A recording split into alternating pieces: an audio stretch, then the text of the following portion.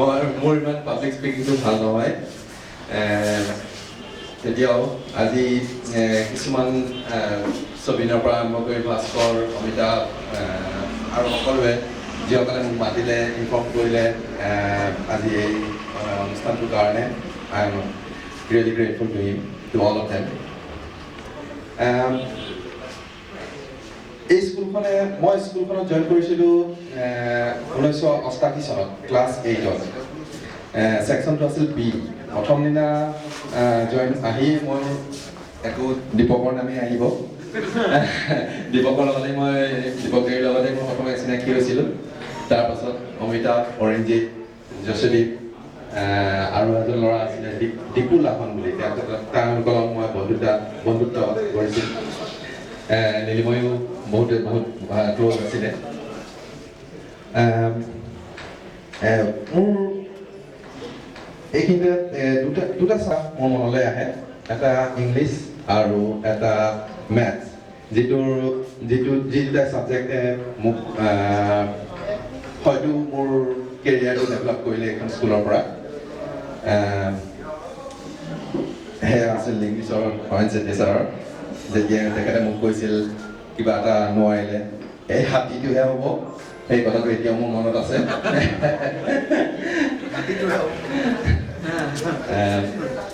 আৰু হয়তো অমি বাইদেৱে চিনি পাব মই তেখেতৰ নেবাৰী আছিলোঁ গৌৰীৰ মাজত আৰু এটা ঘটনা মোৰ মনলৈ আহে যেতিয়া আমি ক্লাছ 9ত আছিলোঁ হয়তো আমাৰ মাজত জইন কৰিছিলে গায়ন ছাৰ আমাৰ নতুনকৈ আহিছিলে হয় তেখেত আমাৰ মই বি ছেকশ্যনত আছিলোঁ আৰু চি ছেকশ্যনৰ মাজত ৱালখন অকণমান তলত ভঙা আছিলে সেই এটা তেওঁ যেতিয়াই ক্লাছলৈ আহিছিলে তেওঁক মানে প্ৰথম কেইমাহমান বৰ জ্বলা কলা খুৱাইছিলে আমাৰ সকলো বন্ধুৱে কেতিয়াবা চি ছেকশ্যনত ক্লাছ কৰি থাকিলে তলৰ পৰা চেণ্ডেলযোৰ লৈ গুচি গৈছিলে আমাৰ বি ছেকশ্যনৰ পৰা আৰু কিছুমান বৰ অশ্লীল কথা শুনি দি ইচ্ছা হৈছিলে যিটো ক'ব নোৱাৰি এতিয়া বাৰু আৰু অলপ মনলৈ আহে মই অকণমান খেলা ধূলা কৰিছিলোঁ বেডমিণ্টন মই খেলিছিলোঁ বেডমিণ্টন প্ৰথম বছৰতে মই স্কুলৰ চেম্পিয়ন হোৱাৰ কাৰণে মোৰ সেই ক্লাছ 8ৰ ইয়াৰটো এতিয়া মনত থাকিব আৰু প্ৰথম আহিয়ে মই ইয়াত জাতীয় সংগীতটো যেতিয়া শুনিলোঁ মোৰ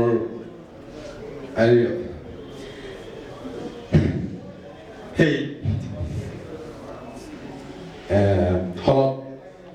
হলৰ কথা সঁচাকৈ মনত পৰিছে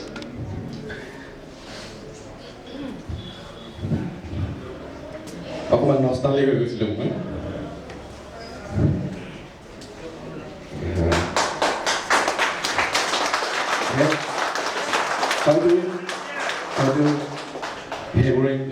সেইবোৰ ইনচিডেণ্টে মোক হয়তো আজি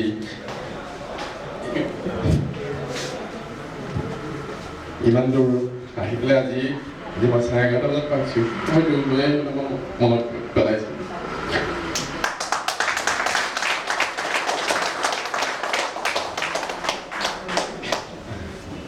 লাইফৰ এটা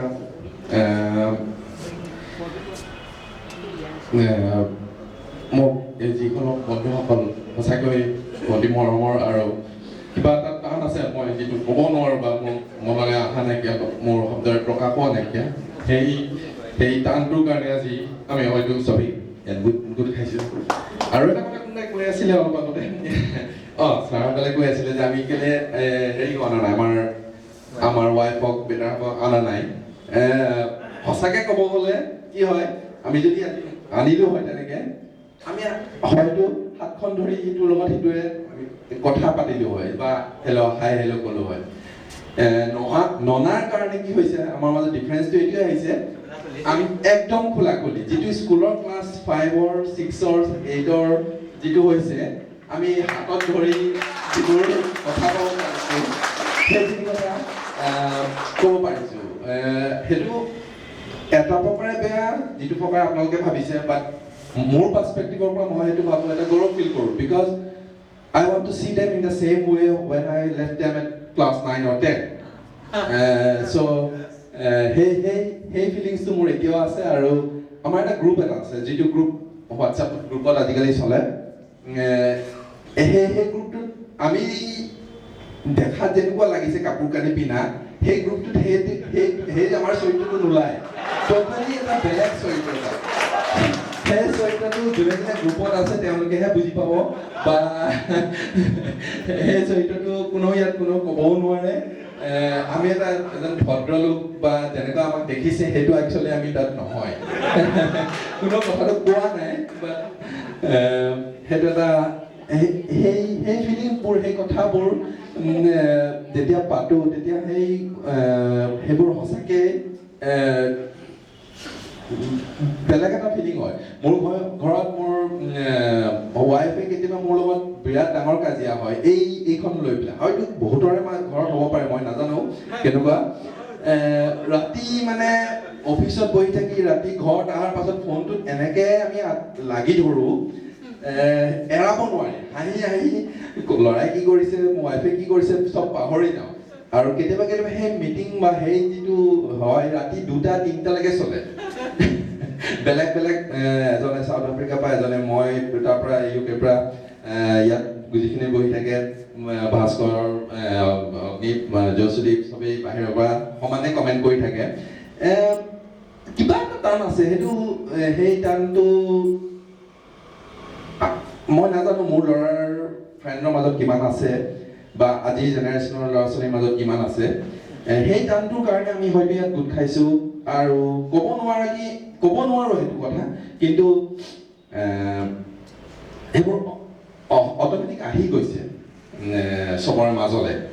আজি আমি যেতিয়া আহি পাইছোঁ মোক যেনেকৈ সাৱটি ধৰিছে মোৰ লগৰ বন্ধু কেইজনেৰে মোক আজিলৈকে কোনো ধৰা নাই তেনেকৈ মই আজি 15-25 বছৰৰ পাছত লগ পাইছোঁ কিছুমান বন্ধু চ' তাতে মই বুজিছোঁ যে মোৰ টানটো কিমান আছে যদিও মই নাথাকোঁ বা ইমান ৰেগুলাৰলি মই 2-এজন বন্ধুৰ লগত মই আগতে আহোঁতে লগ কৰিছোঁ কিন্তু তেনেকৈ মই এনেকুৱা গেট টুগেডাৰ লগ পোৱা নাই ত' amazing that is amazing feeling thank you all the guys and thank you all the teachers thank you all স্মৃতিগ্ৰন্থখন আমি উন্মোচন কৰিবলৈ লৈছোঁ গতিকে আমি স্মৃতিগ্ৰন্থখনৰ নামো ৰাখিছোঁ ৰুমধ্বনি মৃদুল আৰু মানৱক আৰু মই অনুৰোধ কৰিম আমাৰ শ্ৰদ্ধাৰ ডিমেশ্বৰ বৰুৱা ছাৰ আৰু বৰুণ শইকীয়া ছাৰক এই স্মৃতিগ্ৰন্থখন উন্মোচন কৰিবলৈ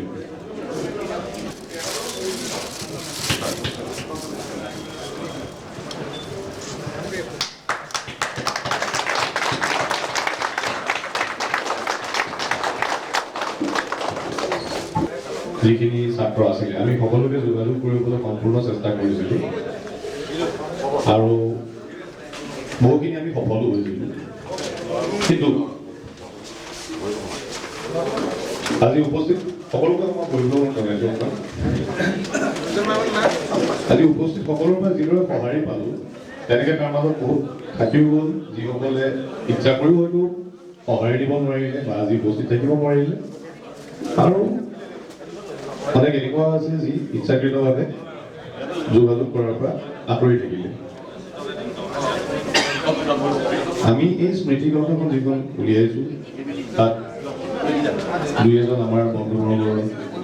লিখনি আৰু যিমান পাৰোঁ আমাৰ সহপাঠীসকলৰ নাম ঠিকনা আৰু যোগাযোগৰ নাম্বাৰ সেইখিনি আমি ইয়াত উলিয়াইছোঁ যাতে যিহেতু আজিকালি যোগাযোগৰ মাধ্যমটো অতি সহজ হৈ পৰিছে আমি সকলোৰে লগত যাতে এটা যোগাযোগ বজাই ৰাখিব পাৰোঁ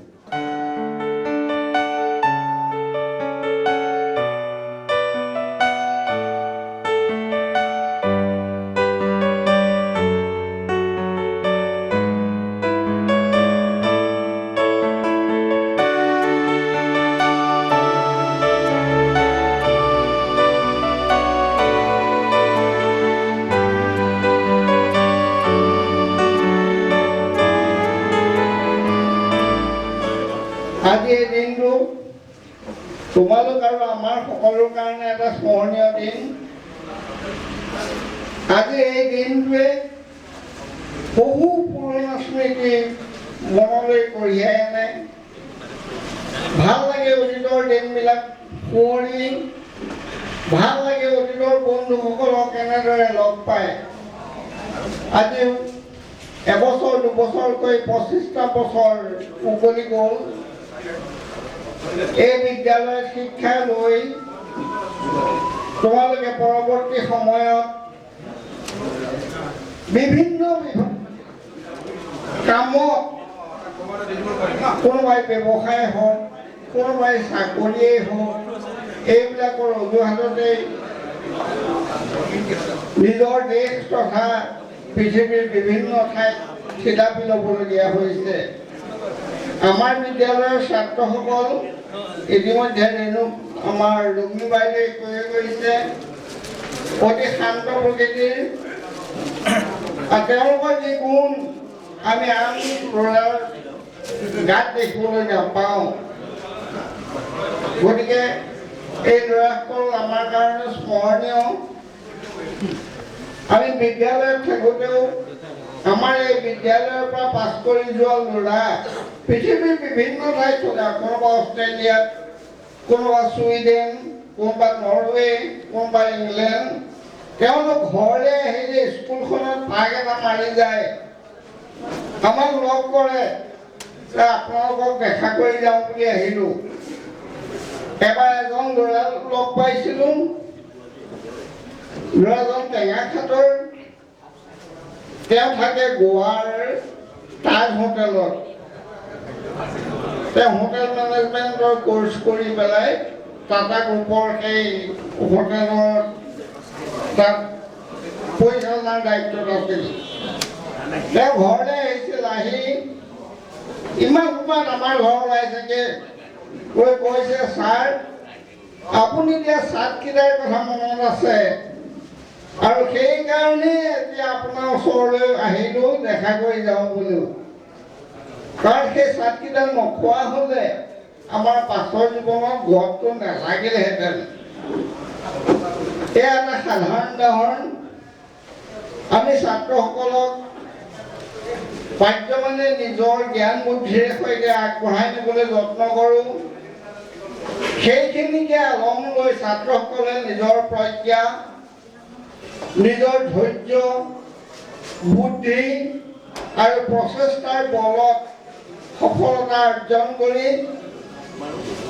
জীৱনৰ পথত আগবাঢ়ি যায়। আজি হয়তো তোমালোকৰ এই সন্মিলনত সকলো ছাত্ৰ উপস্থিত থাকিব পৰা নাই। মই কৈছোঁ যে আমাৰ ছাত্ৰসকল কেৱল আমাৰ অসমৰ ভিতৰতেই নহয়, ভাৰতবৰ্ষৰ উপৰিও পৃথিৱীৰ বিভিন্ন ঠাইত কৰ্মৰত। গতিকে সেইসকলে আহোঁ বুলি ক'লে আহিব নোৱাৰে। তেওঁলোকে হয়তো তোমালোকক চিঠি পত্ৰৰ সৈতে বা অভাৰ ফোন তোমালোকৰ লগত কথা পাতি তেওঁলোকৰ অক্ষমতাৰ কথা তোমালোকক জনাইছে। শেষত আজি আমি এই মুহূৰ্তত এই জ্যোতি বিবাহ ভৱনত সমবেত হোৱা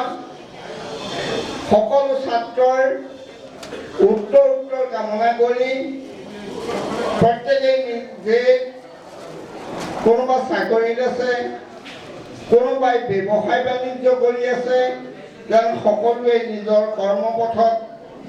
সফলতা অৰ্জন কৰে, তাৰ কাৰণে ভগৱানৰ ওচৰত প্ৰাৰ্থনা জনালোঁ। শেষত উপনিষদৰ এই শ্লোকটোৰে সামৰিব বিচাৰিছোঁ। সৰ্বে সুখিনঃ সন্তু সৰ্বে সন্তু নিৰাময়াঃ সৰ্বে ভদ্ৰাণি পশ্যন্তু মা কশ্চিৎ দুঃখভাগ ভবেৎ। ধন্যবাদ। তোমালোকে আজি এনেকৈ সুৱৰণি আবেলি পাতি আমাক যিদৰে সম্বৰ্ধনা জনালা, তাৰ কাৰণে মই তোমালোকক অশেষ ধন্যবাদ জ্ঞাপন কৰিছোঁ। তোমালোকে হয়তো এইটোও কাম কৰিব পাৰিলাহেঁতেন যে আজি 25 বছৰ পাছত তোমালোকে গোট খাই বেলেগ ধৰণে ফূৰ্তি কৰিব পাৰিলাহেঁতেন বোলে ডিব্ৰু চৈখোৱালৈকে যাওঁ কাজিৰঙালৈকে যাওঁ উইথ ফেমিলি আমি তাতে আমি এনজয় কৰোঁ কিন্তু তাকে নকৰি তোমালোকে শিক্ষক শিক্ষয়িত্ৰীসকলক সম্বৰ্ধনা জনোৱা পৰ্বটো যে আগত ৰাখিলা ইয়াকেই প্ৰমাণ কৰে যে তোমালোকে শিক্ষক শিক্ষয়িত্ৰীসকলক কিমান শ্ৰদ্ধা কৰা বা তেওঁলোকৰ প্ৰতি তোমালোকৰ কিমান মৰম আছে এই অনুষ্ঠানতে আমি আজি উপলব্ধি কৰিব পাৰিলোঁ এই পুৰণি আবেলি তোমালোকৰ জীৱন পথত চিৰদিন সোণালী হৈ ৰওক মই তাকে কামনা কৰিলোঁ মই লেকচাৰ নিদিওঁ মাত্ৰ দুটা গল্প তোমালোকক ক'ম এটা গল্পত শিক্ষকৰ ভূমিকা ছাত্ৰসকলৰ প্ৰতি আৰু এটা গল্পত ছাত্ৰৰ কৰ্তব্য শিক্ষকৰ প্ৰতি ইংৰাজী সাহিত্যৰ দুখন ডাঙৰ নভেল আছে এখন ব্ৰেথৱেট নামৰ এজন সাহিত্যিকে লিখা সেই নভেলখনৰ নাম হৈছে টু ছাৰ উইথ লাভ এই উপন্যাসখনত এজন শিক্ষকক বেছিকৈ গুৰুত্ব দিয়া হৈছে সেই শিক্ষকজন হৈছে এজন নিগ্ৰো এজন কলা চামৰাৰ এজন শিক্ষক লণ্ডনৰ গ্ৰীণশ্লেট স্কুলত তেওঁক এপইণ্টমেণ্ট দিয়া হ'ল আৰু সেই স্কুলখনত সাধাৰণতে যিখিনি ল'ৰা আছে সেই ল'ৰাখিনিৰ চৰকাৰী বিষয়াৰ সমীক্ষা মতে সেই ল'ৰাবিলাকৰ সিহঁতৰ বদনামতকৈ সিহঁতৰ বদনামহে বেছি তেনেকুৱা এখন স্কুলত কলা চামৰাৰ শিক্ষক মিষ্টাৰ মই নামটো পাহৰিলোঁ তেওঁৰ এপইণ্টমেণ্ট হ'ল তেওঁ যেতিয়া স্কুলখনত জইন কৰিলে তেওঁৰ স্কুলখনত দেখিলে যে ল'ৰাবোৰ একেবাৰে উদ্বণ্ড একেবাৰে উচ্ছৃংখল তাত শিক্ষাৰ পদ্ধতি কোনো নাই যিহেতু তেওঁ কলা চামৰা গতিকে বগা চামৰাৰ ষ্টুডেণ্টবিলাকে তেওঁক টৰ্চাৰ কৰিবলৈ ধৰিলে তেওঁক টিজ কৰিবলৈ ধৰিলে আহক আপোনাৰ লগত আমি বক্সিং কৰিবলৈ লাগিলে টিচাৰৰ লগত উপায় নাই তেওঁ এতিয়া কি কৰিব তাৰ পাছত তেওঁ কি কৰিলে লাহে তেওঁ সেই বিদ্যালয়ত শিক্ষাদান বোলা বস্তুটো আৰম্ভ কৰিলে আগতে তাত শিক্ষাদানেই নাছিলে কোনো ধৰণৰ পাঠদান তাত নাই তাৰপিছত তেওঁ কি কৰিলে শিক্ষাদান আৰম্ভ কৰিলে ল'ৰাখিনিক লাহে নিজৰ কণ্ট্ৰললৈ আনি পেলাই তেওঁ এটা প্ৰচেছ উলিয়ালে যে 6 মাহৰ মূৰত শিক্ষাদান তেওঁ ল'ৰাবিলাকক কেনেকৈ পঢ়ুৱালে তাৰ এটা খতিয়ান দাঙি থৰিব লাগে 6 মাহৰ মূৰত শিক্ষাদানৰ খতিয়ান দাঙি ধৰা হ'ল আৰু এটা ল'ৰাক তাক ক'বলৈ দিয়া হ'ল যে তুমি এনাটমি মানে মানুহৰ শৰীৰ যোনটো বিজ্ঞান শৰীৰ বিজ্ঞানৰ ওপৰত তোমাৰ কেনেকুৱা জ্ঞান হ'ল তুমি কোৱা এটা জকা এটা স্কেলিটন এটা ওলমাই দিয়া হ'ল আৰু তাক সেই স্কেলিটনটোৰ ওপৰত কথা ক'বলৈ দিয়া হ'ল ল'ৰাটোৰ নাম ফ্ৰেংকলিন আছিলে সি বগা চামৰাৰ ল'ৰা সি এইবুলি প্ৰকাশ কৰিলে যে সি জকাটো চাই পেলাই অনুমান কৰিব পাৰিছে যে এই জকাটো এগৰাকী তিৰোতা মানুহৰ এইটো এটা তিৰোতা মানুহৰ জকা কিন্তু তিৰোতাগৰাকী চাইনাৰে হয়নে গ্ৰীকৰে হয়নে জাপানৰ হয়নে সি কিন্তু ক'ব নোৱাৰিব তেওঁ তিৰোতাগৰাকী কৃষ্ণাংগী নে তেওঁ শ্বেতাংগী তেওঁ বগা চামৰাৰ নে কলা চামৰাৰ সেইটোও ক'ব নোৱাৰে কিন্তু তেওঁ এটা কথা ল'ৰাটোৱে ইমান ধুনীয়াকৈ ল'ৰাটোৱে ক'লে যে এটা কথাই মই ক'ব পাৰোঁ যে বাহিৰত মানুহগৰাকী বা তিৰোতাগৰাকী যিয়েহে নহওক ভিতৰত কিন্তু মানুহৰ যিখন পিকচাৰ এনাটমি মতে সকলোৰে একে মানে মানুহেই ইয়াত কলা আৰু বগাৰ কোনো প্ৰশ্নই নুঠে কিন্তু সেই স্কুলখনত কলা আৰু বগালৈ মানে তাত সদায় হুলস্থুল কলা চামৰাৰ ল'ৰা তাৰ এদিনাখন কি হ'ল ফুটবলৰ ৰছী এডাল লাগি পেলাই তাৰ তেজ ওলাওঁতে যেতিয়া তাৰ তেজ ওলালে তেতিয়া ডেনহাম নামৰ ল'ৰা এটাই চিঞৰি দিলে ৰঙা তেজ বুলি চিঞৰি দিলে পামেলা নামৰ ছোৱালীজনী ক'লে আৰে কি ৰঙা তেজ ওলাই পেলাই তাৰ পৰা কি চিয়াঁহী ওলাব নেকি তাৰমানে সিহঁতে কলা চামৰাৰ মানুহখিনি বেয়া পায় গতিকে তেজৰ ৰংটো মানে কলা চামৰাৰ মানুহ হোৱাৰ কাৰণে নাম এটা বেলেগ ওলাব কিন্তু এই টিচাৰজনে সিহঁতক মানৱতা বোধৰ বিষয়ে ইমানকৈ শিকালে যে এবাৰ ফ্ৰেংকলিনৰ কি হ'ল সি তাৰ লগৰীয়া এটাক মানে সি চুৰিৰে আঘাত কৰাৰ কাৰণে সি আদালতত গৈ পেলাই সি দ্বাৰস্থ হ'বলগীয়া হ'ল তেতিয়া এই কলা চামৰাৰ শিক্ষকজনে ফ্ৰেংকলিনৰ ঘৰলৈ গ'ল ফ্ৰেংকলিনৰ অভিভাৱকক লগ কৰিলে আনকি আদালতত গৈ তেওঁ হাজিৰ হ'ল আদালতত গৈ পেলাই তেওঁ নিজৰ যুক্তি as a teacher he forwarded his own opinions এই বুলি ক'লে যে কোনো ছাত্ৰই ইচ্ছা কৰি পেলাই তেওঁৰ সহপাঠীজনক চুৰিঘাত নকৰে। হয়তো এনেকুৱা এটা পৰিস্থিতি হৈছে, এনেকুৱা এটা পৰিৱেশ হৈছে যিহৰ কাৰণে ফ্ৰেংকলিনে তাৰমানে তাক চুৰিয়াঘাত কৰিব হৈছে। তেওঁ ইমান ধুনীয়াকৈ যুক্তি আগবঢ়াই দিলে যে আদালতেও ফ্ৰেংকলিনক এনেকুৱাকৈ খালাচ দিলে। আৰু তেতিয়া প্ৰায় যেতিয়া দেখিলে যে এইজন টিচাৰে এটা বগা চামৰাৰ ল'ৰাৰ কাৰণে গৈ পেলাই আদালতত গৈ পেলাই নিজৰ যুক্তি আগবঢ়াইছে, তেতিয়া সকলো ষ্টুডেণ্টে লাহে লাহে তেওঁৰ প্ৰতি আকৃষ্ট হ'ল আৰু তেওঁক অতি ভাল পাবলৈ ধৰিলে। কিন্তু ইতিমধ্যে কি হ'ল, এদিন স্কুলত থাকোঁতে এখন লেটাৰ এখন আহিলে, এপইণ্টমেণ্ট লেটাৰ। কাৰণ সেই নেগ্ৰো টিচাৰজন তেওঁ এজন ইঞ্জিনিয়াৰ, তেওঁ ইঞ্জিনিয়াৰিং পাছ, তেওঁ এপইণ্টমেণ্টৰ লেটাৰ আহিলে। এতিয়া তেওঁ যাবগৈ স্কুলৰ পৰা যাবগৈ। এতিয়া ছাত্ৰসকলে এখন বিদায়ী সভা পাতিছে। কেনেকৈনো পাতিব সেইখিনি ল'ৰাই বিদায়ী সভাখন? সিহঁতে কি কৰিলে, এখন বৰ ডাঙৰ বৰ্ড এখন ল'লে। সেই ডাঙৰ বৰ্ডখনত সিহঁতে প্ৰত্যেকৰ নাম লিখি পেলাই নামৰ এগেইনষ্টত সিহঁতে নিজৰ চহীবোৰ কৰিলে। আৰু সকলোৱে হাতে ফ্লাৱাৰৰ বুকে লৈ পেলাই তেওঁলোকৰ শিক্ষকক তেওঁলোকে বিদায় দিছে। ওপৰত মাত্ৰ লিখিছে টু ছাৰ উইথ লাভ। সিহঁতে যেতিয়া সেই বেনাৰখন দাঙি থৈছে হাতত ফুল লৈ পেলাই, তেতিয়া আৰু সেই নিগ্ৰো টিচাৰজনে নিজকে কণ্ট্ৰল কৰিব নোৱাৰিলে। তেওঁ আৱেগিক হৈ পৰিলে। আৱেগিক হৈ পেলাই তেওঁ এপইণ্টমেণ্ট লেটাৰখন ফালি দিলে আৰু তেওঁ চিৰজীৱন সেই স্কুলখনতেই চাকৰি কৰিলে। গতিকে এজন শিক্ষকে যে ছাত্ৰসকলক মানৱতাবোধ শিকায়, কেনেকৈ সেই উদণ্ড ছাত্ৰখিনিক নিজৰ কণ্ট্ৰলে আনি সিহঁতক জীৱনৰ শিক্ষা পাঠ দিলে, এইটোৱে হৈছে সেই নবেলখনৰ এটা ডাঙৰ মূল কথা। ইয়াৰ পাছত এখন আছে হেমিল্টনৰ goodbye Mister Chips. Goodbye Mister চিপছত আছে এজন শিক্ষকৰ কথা। লণ্ডনৰ এখন স্কুলত এজন জাৰ্মান শিক্ষক আছিলে। তেতিয়া প্ৰথম মহাসমৰ হ'ল, মানে ফাৰ্ষ্ট ৱৰ্ল্ড ৱাৰ হৈছে। প্ৰথম মহাসমৰত কি হ'ল, যেতিয়া এই জাৰ্মান শিক্ষকখন ঘৰত আছিলে তেতিয়াই যুদ্ধ আৰম্ভ হ'ল। যুদ্ধ আৰম্ভ হোৱাৰ লগে লগে জাৰ্মান শিক্ষকজনে জাৰ্মানৰ হৈ পেলাই ইংলেণ্ডৰ লগত যুদ্ধ কৰিবলগীয়া হ'ল। কাৰণ দেশভক্তিৰ কথা আছে, নিজৰ দেশৰ মানৰ প্ৰশ্ন, তাত মান সন্মানৰ প্ৰশ্ন জড়িত আছে। গতিকে সেই শিক্ষকজনে জাৰ্মানৰ হৈ পেলাই ইংলেণ্ডৰ লগতেও যুদ্ধ কৰিলে। ইতিমধ্যে স্কুলখন বহিলে ইংলেণ্ডৰ। সেই স্কুলখনৰ নাম হৈছে ব্ৰুকফিল্ড স্কুল। স্কুলখনত আকৌ কি হয়, এতিয়া যুদ্ধৰ দিনটো, গতিকে যিবিলাক মানুহে মানে যুদ্ধত মৃত্যু হ'ল তাৰ এখন তালিকা বনায়, আৰু তালিকা বনাই পেলাই মানে তাত প্ৰে কৰে, তেওঁলোকে তাত প্ৰেয়াৰ কৰে সেই মৃতকজনৰ কাৰণে। সেই তালিকাখনত সিদিনাখন কি কৰিলে, ষ্টুডেণ্টবিলাকে একদম লাষ্টত সেই জাৰ্মান শিক্ষকজনৰ নামতো মেক্স ট্ৰফেল আছিলে, তাৰ নাম মেক্স ট্ৰফেলৰ নামটো তাত ইনক্লুড কৰি দিলে। কিছুমানে আচম্বিত হৈ গ'ল যে এওঁটোতো শত্ৰু, এওঁটোতো জাৰ্মান, এওঁটোতো আমাৰ দেশৰ এগেইনষ্টে ফাইট কৰিছে, কিন্তু এই শিক্ষকজনৰ নাম তাত কেনেকৈ ইনক্লুড হ'বলৈ পালে? তেতিয়া ছাত্ৰসকলে তেওঁলোকৰ যুক্তি আৰম্ভ কৰি দিলে বুলি যে শিক্ষকৰ কোনো জাতি নাই, শিক্ষকৰ কোনো ধৰ্ম নাই, শিক্ষকৰ কোনো দেশ নাই। গতিকে এই দুটা হৈছে এটা চূড়ান্ত দুটা এক্সাম্পল বা উদাহৰণ, শিক্ষক আৰু ছাত্ৰৰ মাজত মৰম আৰু স্নেহ, শ্ৰদ্ধা আৰু ভক্তি। তোমালোকে আমাক যিখিনি আজি দিলা তাৰ কাৰণে মই তোমালোকক অশেষ ধন্যবাদ জ্ঞাপন কৰিছোঁ। তোমালোকৰ ভৱিষ্যত জীৱন মধুময় হওক। এজন পেইণ্টাৰৰ কথাৰে মই শেষ কৰিব খুজিছোঁ। এই বুলি পেইণ্টাৰ, তেওঁক ক'লে আপোনাৰ অপিনিয়ন দিয়ক। তেওঁটোতো পেইণ্টহে কৰিব জানে, এই বুলি তেওঁ অপিনিয়নটো দিব। তেওঁ এই বুলি ক'লে দিন সলনি হ'ল, মইনো কি কৰিব পাৰোঁ? মই আঁকিব পাৰোঁ মাত্ৰ খং আঁকিব পাৰে, লিখিব পাৰোঁ মই ক্ষোভ, আৰু মই তোমালোকৰ মংগলময় জীৱনৰ কাৰণে কৰিব পাৰোঁ অধীৰ অপেক্ষা। তোমালোকৰ মংগলময় জীৱনৰ কাৰণে অধীৰ অপেক্ষা কৰি তোমালোকক আশীৰ্বাদ জ্ঞাপন কৰি লগে লগে আহিবলগীয়া 2006ৰ বাবে মোৰ সহকৰ্মী সকলোকে আৰু তোমালোকক শুভেচ্ছা জ্ঞাপন কৰি নমস্কাৰ। মই দুআষাৰ ক'ব বিচাৰিছোঁ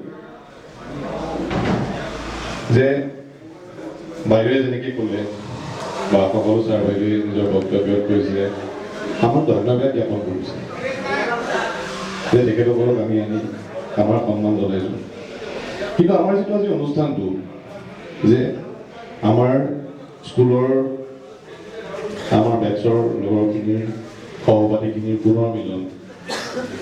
এই পুনৰ মিলন মানে আমাৰ স্কুলৰ সোঁৱৰণি, আৰু এই আমাৰ সোঁৱৰণি আমাৰ ছাৰ বাইদেউসকল নোহোৱাকৈ আমাৰ সেই সোঁৱৰণিখিনি কেনেকৈ হ'ব? আমাৰ সেই 6টা বছৰ সেই 6টা বছৰ যি মধুৰ স্মৃতি, সেইখিনি সময়ৰ কিছুমান দুখ লগা ঘটনাও যেনেকৈ আজি নীলিমই হাঁহি হাঁহি ক'লে, সেইখিনি সময়ত বুকু ফাটি যাব খোজা 2 এটা ঘটনাও আজি আমাৰ কাৰণে এটা মধুৰ